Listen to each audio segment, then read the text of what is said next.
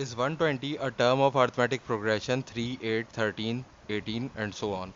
हमारे पास एक arithmetic progression है 3, 8, 13, 18 और ये चल रहा है, कहाँ तक चल रहा है हमें नहीं पता।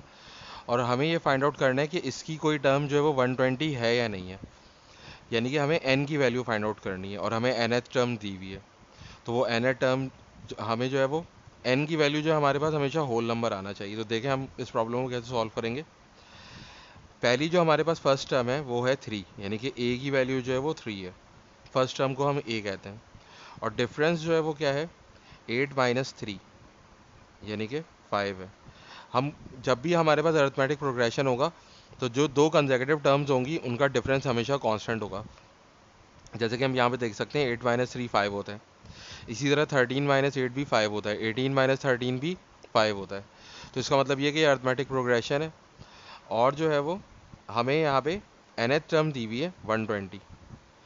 तो अब ये n टर्म है भी या नहीं है ये हम कैसे डिसाइड करेंगे, जब हम n की वैल्यू फाइंड आउट करेंगे।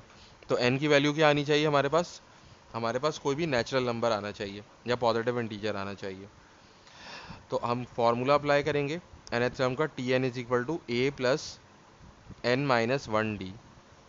तो Tn की वैल्यू जो है वो 120 है और a की वैल्यू जो है वो हमारे पास 3 है और n - 1 और d की वैल्यू हमारे पास क्या है, 5 है। तो ये जो 3 है ये दूसरी साइड पे जाके माइनस हो जाएगा, तो ये हो जाएगा 120 - 3 और ये हो जाएगा 5 टाइम्स n - 1।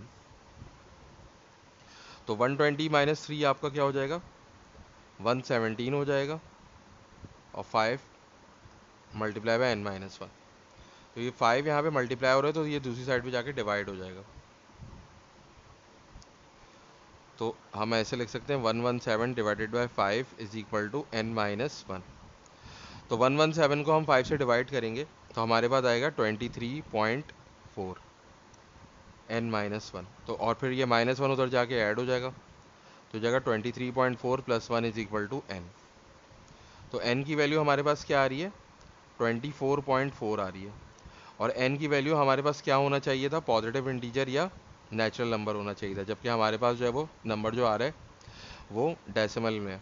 तो इसका मतलब ये है कि जो हमारी टर्म दी हुई थी 120, ये वाली टर्म जो है वो इस अर्थमेटिक प्रोग्रेशन की टर्म नहीं है। तो इसका आंसर ये होगा, इसको हम इस तरीके से लिख सकते हैं कि 120 is not a term of arithmetic progression AP। इसको शॉर्ट फॉर्म में हम AP कहते हैं। 3, 8, 13, 18 यानी कि 3, 8, 13, 18 का जो सीक्वेंस है हमारे पास, इसकी ये टर्म नहीं है 120।